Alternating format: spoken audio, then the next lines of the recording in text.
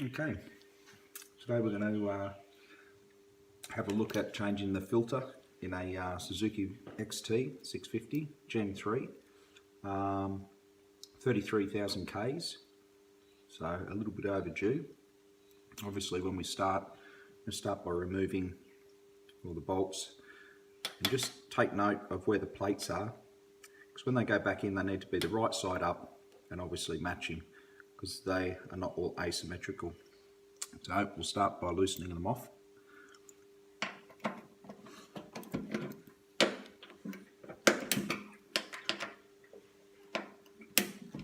Now this tank's not empty, it's probably got 5 litres left in it, but I've had it off before and I found the seal on the tank's quite good, so I don't really have any trouble flipping it upside down.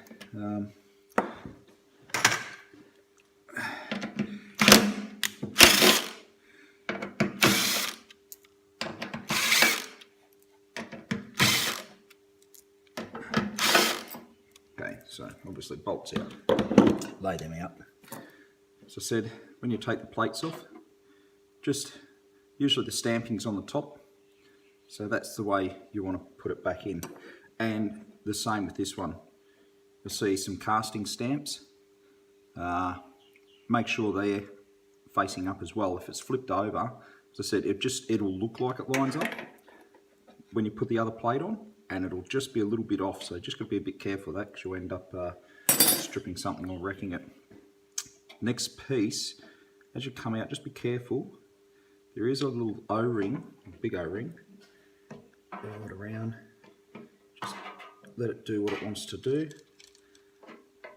Let it roll out. So just be careful, there's a O-ring under there, and that can really easily just come off as you're lifting it out, and there is potential for that to drop back into the tank. Okay, so that's it out of the tank. Let's have a look from here. Okay, so the next stage is just taking this base piece, separating it from the top here. See some little locator lugs on both sides, a couple of wires. The only ones you need to remove, red, black. I think that's probably it actually. So maybe take a photo of it before you do it. That's what I do more often than not. Take those two out, separates the top from the bottom, just the wires to the little unit up top, and then just carefully, you'll see lugs there, just got to carefully pry it open. It seems to come apart quite nicely, a little bit too nicely actually, very easy to do. Okay, once you get separation, roll that out, and they can just sit to one side, and there you have it. That's your unit there. Pretty grotty. Okay, so this is the next step. Now you might notice this is actually a new filter. So full disclosure, I've actually had this out already.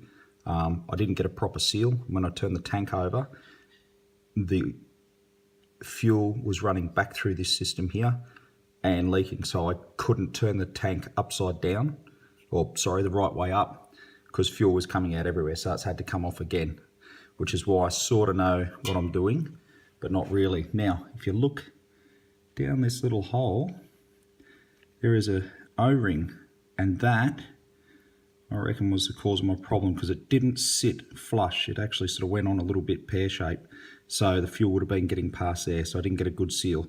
So that's O-ring number 1. Keep your eye on, coming out of there. It's coming from the return after the pump, after it's gone through the pump. So we'll place that down there, and on the actual pump itself, this is the bottom of the pump here. There's a real small O-ring there as well. You got to keep your eye on those two, because if they don't flush up nicely, and they can be a bit of a pain in the bum, that's when you'll have trouble. Okay, so that's that. We'll sit that there. Fuel filter's just like a carbon paper sort of thing. It's actually, I think it's actually a lot better than the old gen 2000 11, I think, was when they did it. They moved to the next one. So that's the old one I've pulled out earlier, and I've actually pulled it apart just to have a look. It actually wasn't too bad. It wasn't too bad at all, but I'm glad I'm going for the change. So you can see just a sort of basic sort of paper filter, but I think a much better quality than the previous ones, which were just a little cotton bud in a bag, really.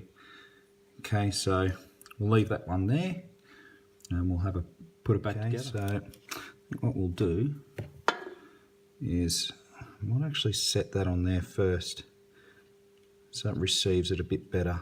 Last time I left it inside the tube, and yeah, that didn't end well for me. That ended badly. And this one here, same again. I think we'll sort of massage that into there. Now it doesn't feel like it goes together very nicely. Like it doesn't just sort of make that nice little pop when you squeeze it together. So you just got to take your time and make sure that everything does just seat up nicely. You can see there's little locator points. You just work it until it's flush there. That actually went on pretty well, that one. And then same again, roll that over. And you can see those two wires at the back there. Okay, you can see where they're going. They're going in underneath between the pump and the filter there. That's where they came from, so that's where they're going back. Gently roll that together, and we'll just make sure everything's lined up there, and then just slowly work it all back together. And yep, that felt like everything went. Nice snapping sound. Locators are back in. That's that. And where were we? I think we did the black. Work that back on nicely. Red. And that, ladies and gentlemen, that is the fuel filter changed. So it's actually easier than the old model. I actually like that a lot. Now, if you've got the older one, I'll actually find that and I'll give you a little look at that. There's something else to know with the older one as well. Inside this plastic, and I dare say it's probably the same, there is a metal screen filter. And after you sort of 70, 80,000, it gets clogged up. So if you've changed your filter on the older model, and you're still having, you'll know just by a lack of power, but you'll actually get a surprisingly good fuel economy purely because the fuel's not getting through. You can actually buy the part, even though they'll try to sell you the whole pump. I'll see if I can find that part, but I don't think I have the part number. Okay, little side note here for the earlier model. I think it's the 2011 to that 2017 when they did the Gen 3. So that's the top of the old fuel pump assembly, pressure regulator. So you got the unit, the pump and the filter at the bottom down there somewhere. This top section, which they say you can't buy separate, in the top, I cut this open and have a little squeeze. In the top, there's a little mesh, I've chucked it. There's a mesh filter. You can see the top of it there, the top of it there, and there's a oblong mesh filter that comes up, and you can see it's pretty grubby in there. And that's what was causing me a lot of dramas. And they told me that I had to buy a complete pump, 700 bucks worth. What I did is I looked up, so the DL, the part number comes up as a full pump. If you ask, if you've got a mate at the shop, just say, look up the SV model, same engine, same fuel pump, around that same year model, and it'll actually have the breakdown. Just double check yourself, you know, take the old part in, see if you can match them if you can, really look at it on the computer. But that is something that you'll probably start to see in these bikes, and people are paying for the fuel pump, the whole assembly, whole everything, when they can just buy this part now. It was expensive over here in Australia. It was a couple $100 bucks. That's still not 700 bucks. And the rest of the pump was still going fine at 170,000 K. So yeah, that's that one there. I will try to supply the part number if I can find it. So it's all pretty basic. You know, it's actually a pretty easy job. So we'll just go for basic reassembly. Obviously, clean up, make sure there's no dirt get around there. Just as another little side note, what I do is I get a clean rag. It's not clean, but for the purpose of the exercise, when I'm not using the tank, put it over.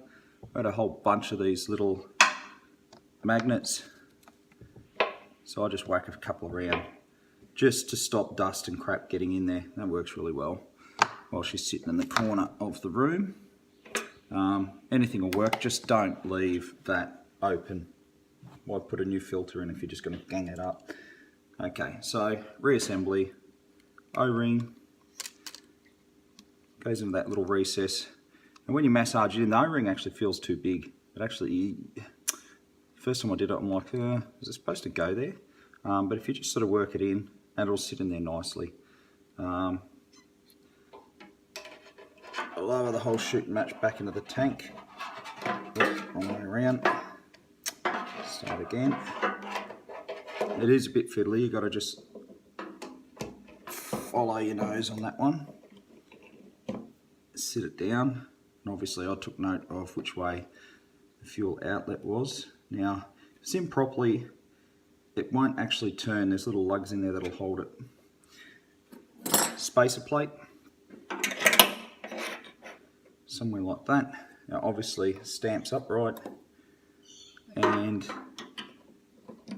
then this plate, and there's a little locator lug there that will line up, not perfectly, but perfectly enough. Okay, I'll give you a quick demo. If you do it wrong,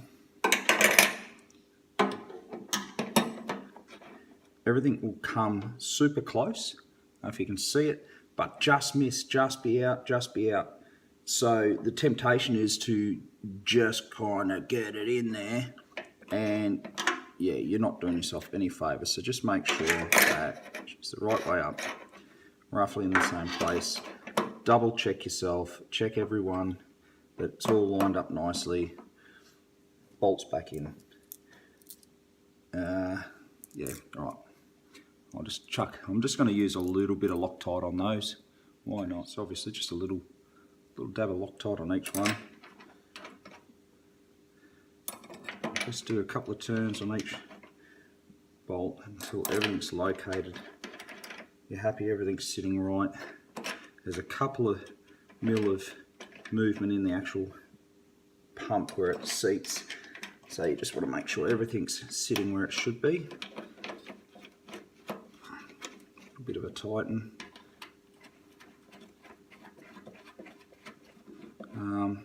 You know, and it's a star pattern, so you should be doing it up as a star pattern, which is, you know, going from one side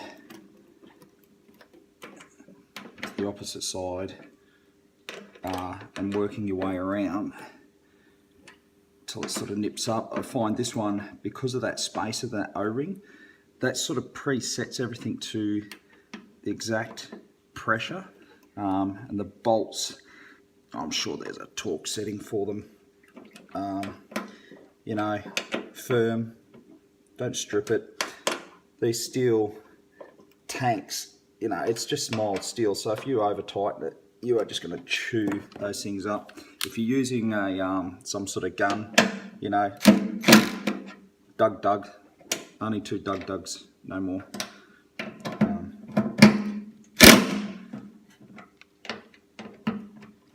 Probably no need for it. I just like just a little, I seem to just be able to bite it in. And if you've done everything right, which we will test, I'm going to test outside, not inside my garage. When you flip it over, you might get just a couple of drops of fuel out, but everything should just seat itself in pretty quickly and you are done.